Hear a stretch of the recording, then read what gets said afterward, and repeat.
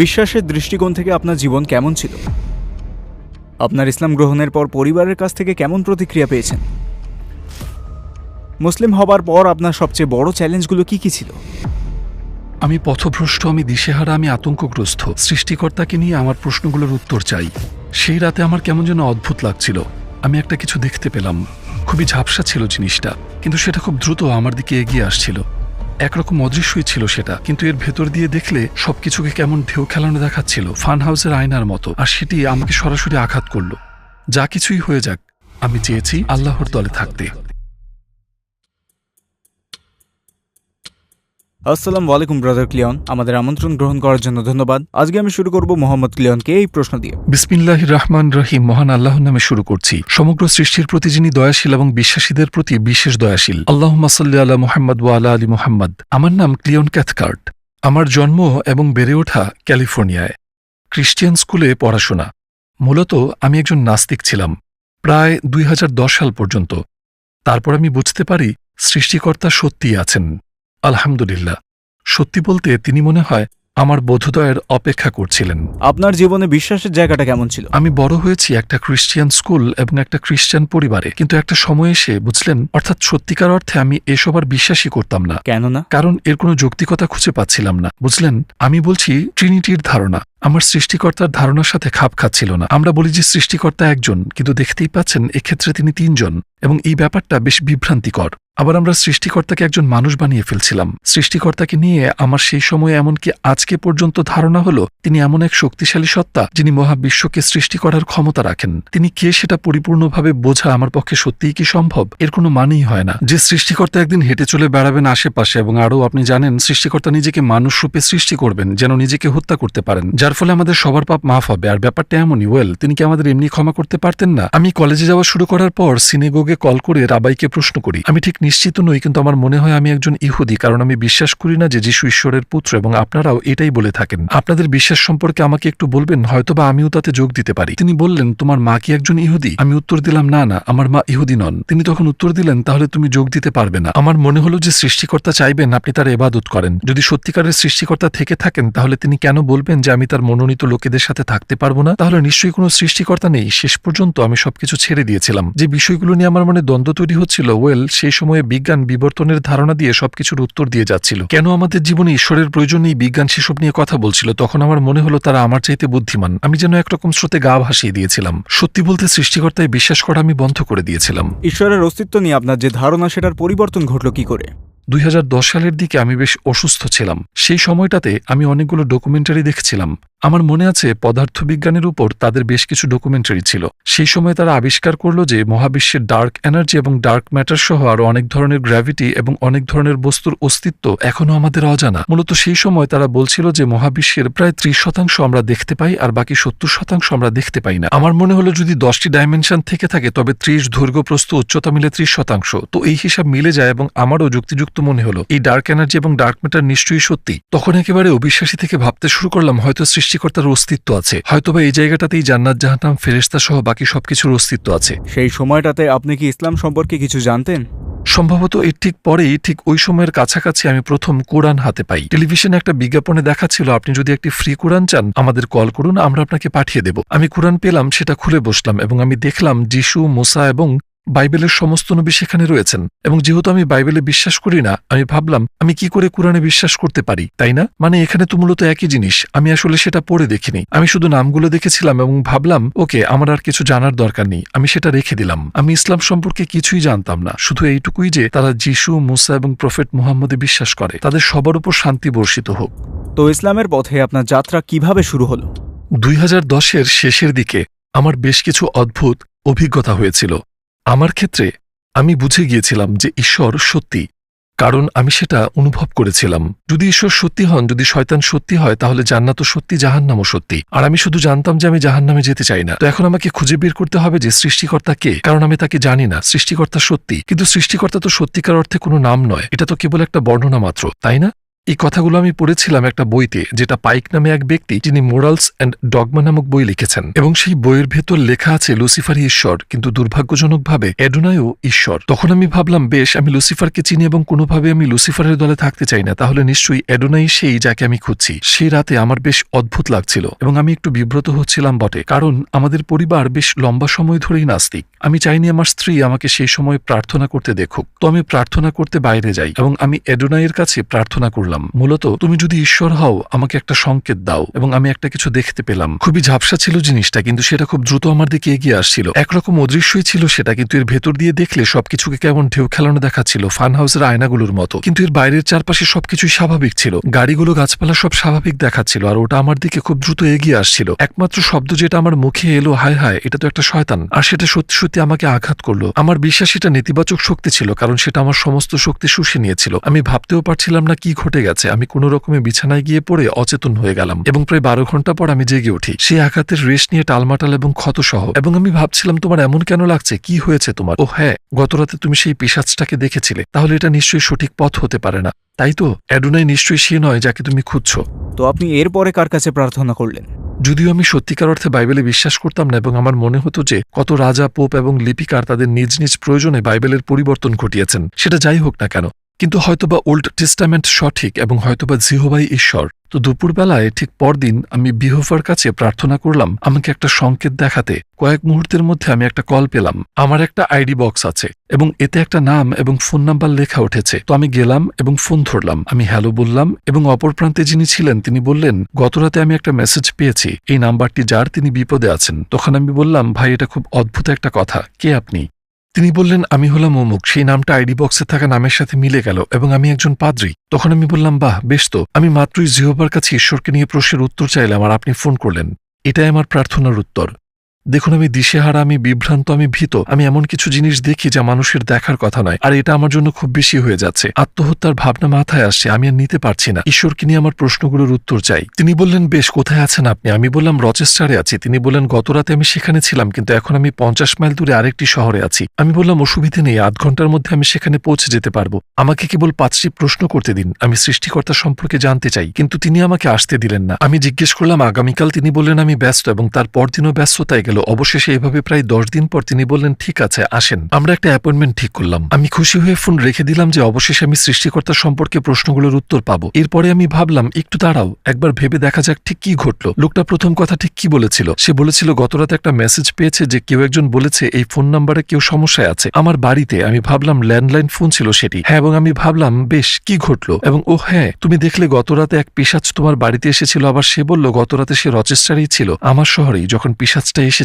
So যে কোনোভাবে এই লোকটা আর সেই পিশাচ নিশ্চয়ই একই দলের, কারণ আমার কিছু আসে যায় না আপনি একজন যাজক হন বা একজন ইমামি হন অথবা একজন বৌদ্ধ সন্ন্যাসী। যখন কেউ একজন আপনাকে বলে যে সে আত্মহত্যা প্রবণ, আপনি তাকে সাহায্য করবেন। আপনি নিশ্চয়ই 10 দিন অপেক্ষা করবেন না যে সে সত্যিই মরেছে কিনা। তো আমি বুঝতে পারলাম যে কিছু একটা আছে যেটা ঠিক মিলছে না। আর তারপর কি ঘটলো? আপনি কি অবশেষে আল্লাহর কাছে প্রার্থনা করলেন? ওই সময়টা একমাত্র আল্লাহকে আমি সৃষ্টিকর্তা হিসেবে ভাবতে পারছিলাম, কিন্তু আবার একই সময়ে 9-11-র সমস্ত মগজ ধোলাই এবং সমস্ত চন্দ্র দেবতা থিওরি অবচেতন মনে ঘুরপাক খাচ্ছিল। এবং সত্যি আমি আল্লাহর কাছে প্রার্থনা করতে ভয় পাচ্ছিলাম, কারণ আমি আরেকটা ভুল করতে চাইছিলাম না এবং এমন কোনো কিছুর কাছে প্রার্থনা করতে চাইছিলাম না যে এই মহাবিশ্বের সৃষ্টিকর্তা নয়। তো আমি প্রার্থনা করিনি, আমার বিষণ্ণতা বেড়েই চলছিল। তারপর দিন চোখ থেকে পানি ঝরছিল, সারাক্ষণ নয়, কিন্তু আমি কাঁদছিলাম আর ভাবছিলাম এটা খুবই অদ্ভুত। আমি কেন কাঁদছি, কেন এত বিষণ্ণতায় ডুবে যাচ্ছি? আমি কান্না থামানোর চেষ্টা করলাম, কিন্তু সেটা থামছিলই না, সারাদিনই চলছিল। শুক্রবার সকালে আমি ঘুম থেকে উঠে দেখলাম আমার বিছানা ভিজে গেছে, আর আমি ভাবলাম, মানে কি ঘটছে এখানে?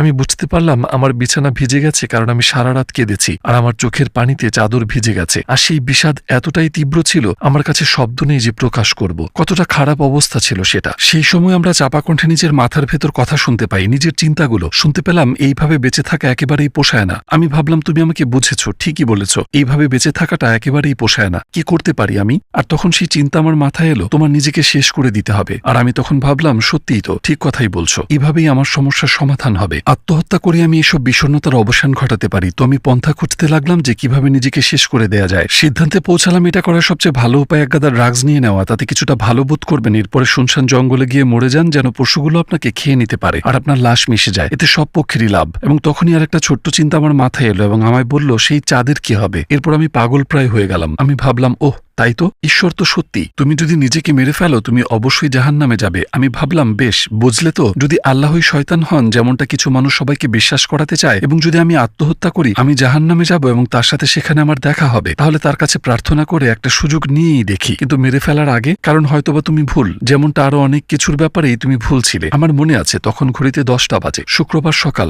আমি উঠে দাঁড়ালাম, আমার চোখ বেয়ে পানি গড়িয়ে পড়ছে, আর আমি বললাম, আল্লাহ, আমি দিশেহারা, আমি বিভ্রান্ত, আমি এমন সব জিনিস দেখি যা মানুষের দেখার কথা নয়। আমার বিষণ্ণতা প্রকাশের ভাষা নেই এবং আমি নিজেকে শেষ করে দিতে প্রস্তুত।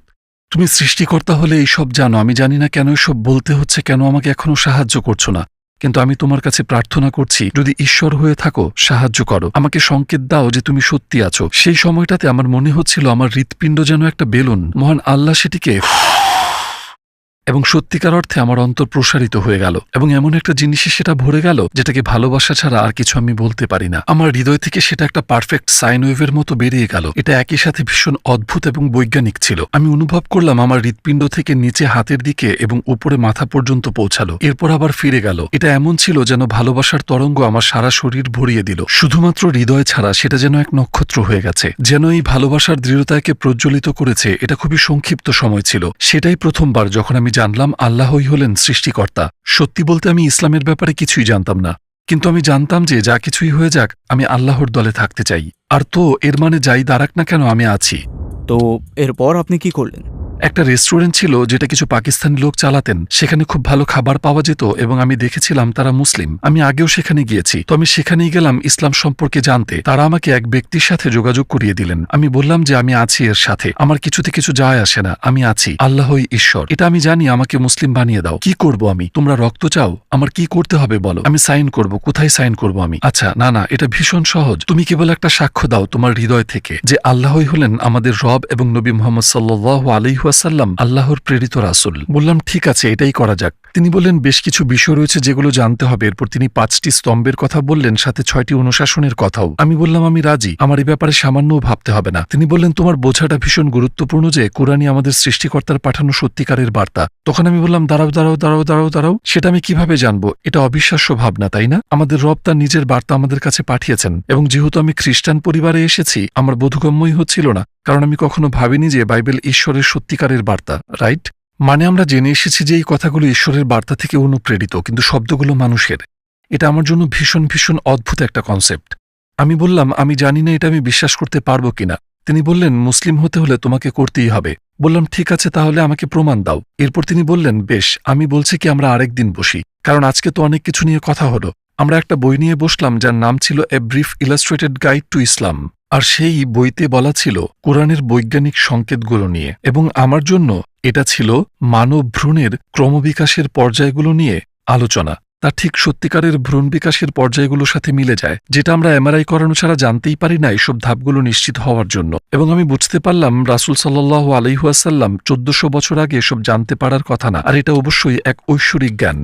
তো আপনি কিভাবে বায়াত গ্রহণ করলেন? কোরআনকে মেনে নেওয়ার পর আমি ভাবলাম ঠিক আছে, এটা এখন করা যাক। শাহাদার সময় এবং আমার বন্ধু যার সাথে আমি এখনো যোগাযোগ রেখেছি আজকে দিন পর্যন্ত, হাসান, অসাধারণ মানুষ, তিনি বললেন শুক্রবার পর্যন্ত অপেক্ষা করি, আমরা সমস্ত লোকজনের সামনে এটা করব। তো আমরা চার্চে যেমন রবিবার সভা হয় আমরা সেটা করি শুক্রবার, তো তখনই করা যাক যাতে সবাই রহমতের ভাগিদার হতে পারেন। এবং আমি বললাম না, যদি আমি আগামীকাল মারা যাই, যদি আগামীকাল একটা বাস এসে আমাকে ধাক্কা দেয়, আমি এখনই করতে চাই। তিনি বললেন কেবল কয়েকটা দিন অপেক্ষা করুন। এরপর আমি বললাম ওকে, আমি তাকে ভরসা করলাম। কিন্তু যেমনটা একটু আগেই বললাম, আপনি যখন খুব কাছাকাছি পৌঁছে যান শয়তান খুব তখন তোড়জোড় শুরু করে দেয়। আমার মাথায় নানা রকম অদ্ভুত চিন্তা খেলা করছিল, পাগলাটে, বুঝলেন, সত্যি উদ্ভট সব ভাবনা। যেখানে আমি ভাবছিলাম যে আমি যদি শুক্রবার মসজিদে যাই কেউ হয়তো সেটাকে বোমা দিয়ে উড়িয়ে দেবে, আর এই নিরপরাধ মানুষগুলো শুধুমাত্র আমার জন্যই মারা পড়বে, কারণ আমি সেখানে গিয়েছিলাম। তো আমি যাইনি সেই শুক্রবার এবং শনিবার। আমার বন্ধু আমাকে কল করলো এবং বলল ওকে, আমি বুঝতে পেরেছি, আর দেরি করে কাজ নেই, পার্কে এসে আমার সাথে দেখা করো। তো আমরা পার্কের একটা বেঞ্চে গিয়ে বসলাম এবং আমি পার্কের বেঞ্চে বসে তার কাছে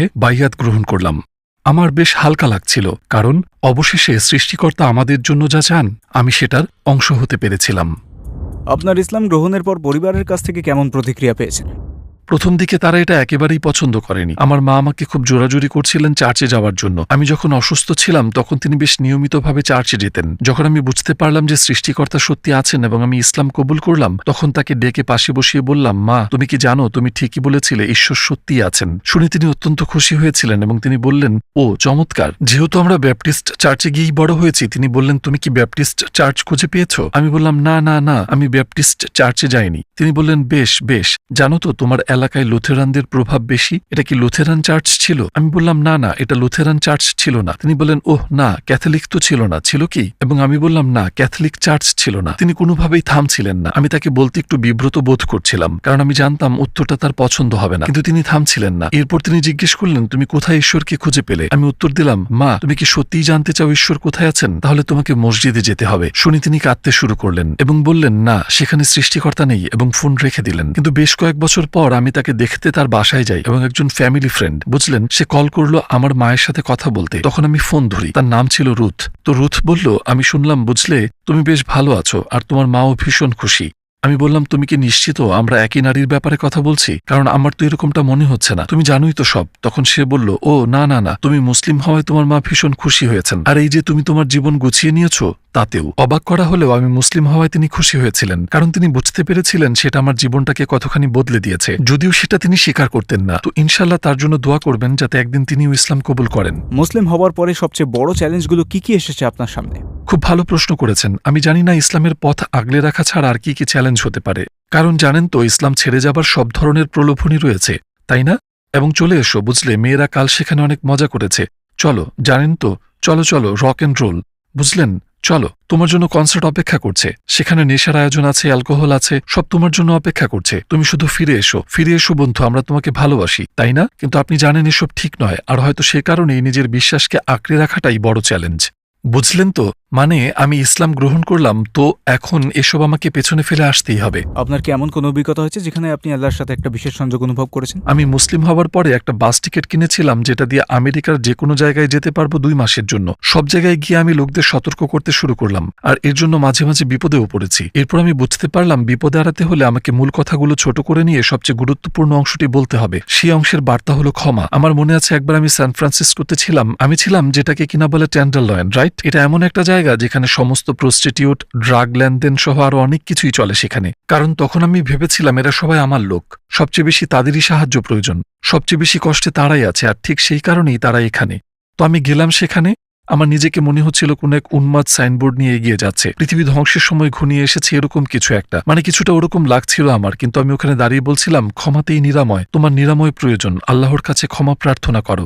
লোকজন আমার কাছে এসে বলতো যে কি পাগলামিটাই না আমি করছি, গালিগালাজও করতো এবং বলতো যে তারা আমাকে সেখানে দেখতে চায় না, এবং তারা সরাসরি বলতো চলে যাওয়া এখান থেকে। কিন্তু আমি সেখানে শক্ত হয়ে দাঁড়িয়ে আমার কাজ করে গেছি, যদিও 5-6 ঘন্টা পরে আপনি ক্লান্ত হয়েই পড়বেন। এবং আমার মনে আছে, ভাবছিলাম এটা ভীষণ বোকামি, করছোটা কি তুমি? তুমি তো পাগল, তারা ঠিকই বলছে। তুমি এখানে দাঁড়িয়ে দাঁড়িয়ে এই মানুষগুলোকে রবের কথা শোনাচ্ছ, তারা রবের ব্যাপারে পরোয়া করে না। কি চাও? চলে যাও এখান থেকে। এবং ঠিক এই মুহূর্তটাতেই প্রথম দিন আমি ঘুরে দাঁড়ালাম, আর আমার পিছনে এক বৃদ্ধা দাঁড়িয়েছিলেন এবং আমাকে বললেন, ধন্যবাদ তোমাকে, তুমি যা করছো সেটার জন্য ধন্যবাদ। এবং আমি ভাবছিলাম, ঠিক আছে আল্লাহ, তাই না? আমি চলে যাওয়ার জন্য প্রস্তুত হচ্ছিলাম, আর আপনি আমাকে উৎসাহ দেওয়ার জন্য কাউকে পাঠিয়ে দিলেন যখন আমার উৎসাহ প্রয়োজন। আমি বুঝতে পারছি এটা আপনি। পরদিন আমি আবারও সেখানে ফিরে গিয়ে কাজে নেমে পড়লাম এবং 5-6 ঘন্টা পর একই ঘটনা ঘটল। আমি ভাবছি, মানে উনি একজন বৃদ্ধা মাত্র, উনি তো আর রব নন, তাই না? এটা কোনো সংকেত ছিল না, বোকামি করো না, এই লোকগুলো ঠিকই বলছে। এবং আমি হাল ছেড়ে দেওয়ার জন্য তৈরি ছিলাম। এবং তারপর এলেন এক বৃদ্ধ, এবং তারপরের দিন এলো এক বালক। পরপর 5 দিন যখন আমি ফিরে যাওয়ার জন্য প্রস্তুত, কেউ না কেউ এসে আমায় উৎসাহিত করত এবং বলতো যে আমি এই কাজ করাতে তারা ভীষণ খুশি হয়েছে। আমি রবের কথা বলছি এবং ক্ষমা কথাটা গুরুত্বপূর্ণ সে কথা বলছি। সেই সময় আমি সত্যিই একটা কানেকশন ফিল করছিলাম, কারণ আমি বুঝেছিলাম যে এসব আসলে কোনো হুটহাট ঘটনা নয়, তাই না? মানে পরপর প্রতিদিন হয়তো নয়, এটা একটা সংকেত ছিল হয়তো, বা খুব বড় সংকেত না, যেমন হৃদয় প্রসারিত হওয়া। কিন্তু আপনি যদি খেয়াল করে দেখেন, এটা সত্যিকার অর্থে একটা সংকেত।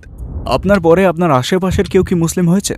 যেমন আমার দাদি, তার মা, সম্ভবত এটা ছিল 2012। আমি তাকে দেখতে গিয়েছিলাম, তিনি একটু অসুস্থ ছিলেন, তার বয়স ছিল 86 এবং তিনি বৃদ্ধাশ্রমে ছিলেন। আমার মা আমাকে সাথে নিয়ে গেলেন। তখন তিনি কথা বলতে পারছিলেন না, কোনো শব্দ ছিল না তার, তিনি হুইল চেয়ারে ছিলেন। কিন্তু আমাকে দেখে তিনি কাঁদতে শুরু করলেন। জিজ্ঞেস করলাম, দাদিমা আপনি কাঁদছেন কেন? তিনি কিছু বলতে পারলেন না, কিন্তু জানেন তিনি চেষ্টা করছিলেন বলার। এবং আমি বললাম, দেখুন আমার মনে হয় আমি জানি, চলুন সৃষ্টিকর্তার ব্যাপারে আমরা কিছুক্ষণ কথা বলি। তো আমি বললাম, এবার ব্যাপারটা শুনুন, কিছুক্ষণ পর আন্টি আসবেন এবং চেষ্টা করবেন তুমি যাতে নবী ঈসার কাছে প্রার্থনা করতে পারো সেটা করো না, কারণ এটা অধর্ম, এটা শিরক, তাই না? কারণ এই প্রার্থনার মাধ্যমে কিন্তু প্রথম কমান্ডমেন্টের লঙ্ঘন হচ্ছে। এরপর আমি তাকে আরো বললাম, দেখুন, রাসূল মুহাম্মদ হলেন সত্যিকারের নবী এবং ইসলাম হল পৃথিবীর বুকে রবের দেওয়া সত্যিকারের জীবনবিধান, যা মেনে চলা আমাদের কর্তব্য।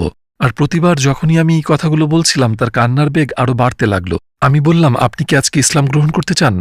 তিনি হ্যাঁ বোধক মাথা নাড়লেন এবং কাঁদতে লাগলেন। আমি বললাম, ঠিক আছে, আমি আপনার হাত ধরছি এবং যখন আমার কথায় একমত হবেন হাতে একটা চাপ দিবেন। ইনশাল্লাহ আমার কাছে তিনি বাইয়াত গ্রহণ করলেন। আমার দাদিমা, জানেন তো, হাসুরের দিন জয়ী হবেন। আমি একটা প্রতিষ্ঠানের সাথে ছিলাম, সত্যি বলতে ফিলিপাইনে ভীষণ চমৎকার একটি দাওয়া, এবং আমরা কয়েদিদের দেখতে যেতাম। তো যখন আমরা কোরআন নিয়ে কথা বলতাম এবং বলতাম আল্লাহ তাআলা আমাদের কাছে কি আশা করেন, অনেক মানুষ ইসলাম গ্রহণ করেছেন। রাসূল সাল্লাল্লাহু আলাইহি ওয়াসাল্লামের কোন দিকটি আপনার সবচেয়ে ভালো লাগে? তার যে ক্ষমতা পুরো মানবজাতির জন্য রহমত এবং ক্ষমার নিদর্শন হয়ে ওঠার। তিনি নিজেই জীবনের কঠিনতম দিনটির কথা বলেছেন। আমরা সবাই জানি সেটা ছিল তায়েফ, যেখানে বাচ্চারা, জানেন তো, তাকে তাড়া করেছিল, পাথর ছুঁড়ে মেরেছিল তারা। তিনি মার খেয়েছিলেন, তার হাতে সুযোগ ছিল তাদের উপরে পাহাড় ধসিয়ে দেয়ার, কিন্তু তিনি বলেছেন, আমি সেটা করতে চাই না, একদিন হয়তো তারা কবুল করবে, এবং তারা করেছিল। তার ক্ষমা করার যে ক্ষমতা এবং মানুষকে সঠিক পথে নিয়ে আসতে সাহায্য করার। এখন আপনি কোন প্রজেক্ট নিয়ে কাজ করছেন? আমি অনেকগুলো প্রজেক্ট নিয়ে কাজ করছিলাম দাওয়াতের জন্য। আমেরিকায় আমার একটা বিশেষ প্রজেক্ট আছে ফুরকান ফাউন্ডেশনের সাথে, ফুরকান প্রজেক্ট, যেখানে তারা ইংরেজিতে লেখা কোরআন বিতরণ করে। আমার মনে হয় প্রায় 6 লক্ষ কোরআন সেখানে তারা পেয়েছে এবং বিতরণ করেছে, এবং আমার বিশ্বাস তিনি এখন 16 লক্ষ কোরআনে পৌঁছেছেন। আর তাই আমার লক্ষ্য হচ্ছে তাকে 26 লক্ষ বা এর চেয়ে বেশিতে পৌঁছাতে সাহায্য করা। জানেন তো, আমার প্রথম কোরআন আমি এই প্রতিষ্ঠান থেকেই পেয়েছিলাম। আর তারা এই কোরআনগুলো যারা চায় বা যাদের প্রয়োজন তাদের কাছে পৌঁছাতে অসাধারণ সব কাজ করে থাকে। অনেক দাওয়াতি প্রতিষ্ঠান, ইংরেজিভাষী দাওয়াতি প্রতিষ্ঠান ফুরকান কোরআন ব্যবহার করে। আজকে যাবার আগে শেষ কি বলে যেতে চান? আল্লাহ চান আপনি সফলকাম হন, এবং আল্লাহ আপনার জন্য অপেক্ষা করছেন। আল্লাহ আমাদের সবার জন্য অপেক্ষা করছেন, রাইট, যাতে আমরা তার অনুসরণ করি। যেমনটি আমরা জানি আপনি 1 কদম এগোবেন রবের দিকে এবং তিনি আপনার দিকে 10 কদম এগিয়ে আসবেন। আর জানেন, আপনি কয়েক কদম এগুলে তিনি আপনার দিকে দৌড়ে এগিয়ে আসবেন। তো আল্লাহ চান আমরা তাকে খুঁজে বেড়াই।